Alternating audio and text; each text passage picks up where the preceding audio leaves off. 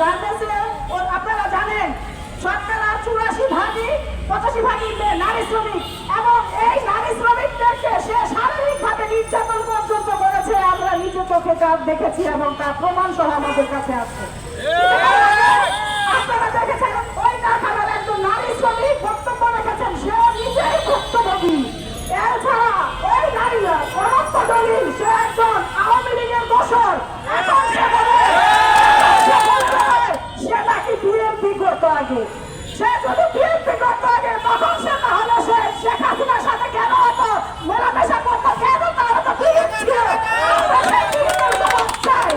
এছাড়া আমরা বলতে চাই অনন্ত দলিল বাংলাদেশের দেশে মানে একটি গ্রুপ ফ্যাক্টরি চালায়, একটি গ্রুপ চালায়, কিন্তু সেই গ্রুপে তার কোনো সময় সে মানতে রাজি না।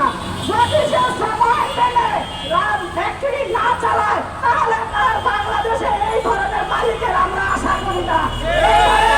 বাংলাদেশে থাকার কোনো দরকার নাই, তার স্থান হয় ইসরায়েল, না হলে তার স্থান ভারত। আমরা চাই অবিলম্বে এই অনন্ত জলিলের শাস্তি হোক এবং এই নারী শ্রমিকদেরকে এবং এই অন্যান্য সংসদ শ্রমিকদেরকে সে ক্ষতিগ্রস্ত করেছে, মিথ্যা মামলা দিয়েছে, তাদেরকে প্রত্যেকে ক্ষতিপূরণ সহ চাকরিতে পূর্ণ বহাল করতে হবে এবং যে শ্রমিকদের নামে মামলা করেছে তাদের মিথ্যা মামলা তাদের নামে প্রত্যাহার করতে হবে।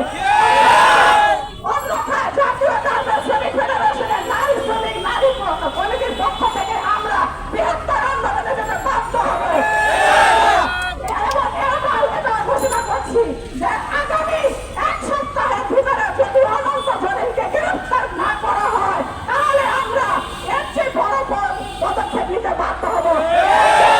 জাতীয় গার্মেন্টস শ্রমিক ফেডারেশন ফেডারেশনের সদস্য কিংবা জাতীয় গার্মেন্টস শ্রমিক ফেডারেশনের সদস্যরা কোনো দায়ী থাকবে না।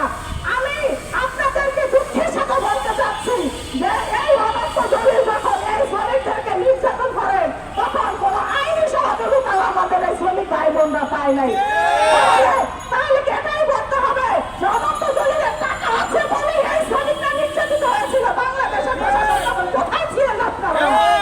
তাই অবিলম্বে বলতে চাই যখন এই শ্রমিকরা ফেডারেশনের সহযোগিতায় আজকে আইনি সহযোগিতা প্রত্যাশা করে তাহলে অবশ্যই আপনাদেরকে তাদের পক্ষে এসে প্রমাণ দিতে হবে যে আপনারা প্রশাসনের এখনো যারা দায়িত্ব পালন করছেন তারা আওয়ামী লীগের দোষর না।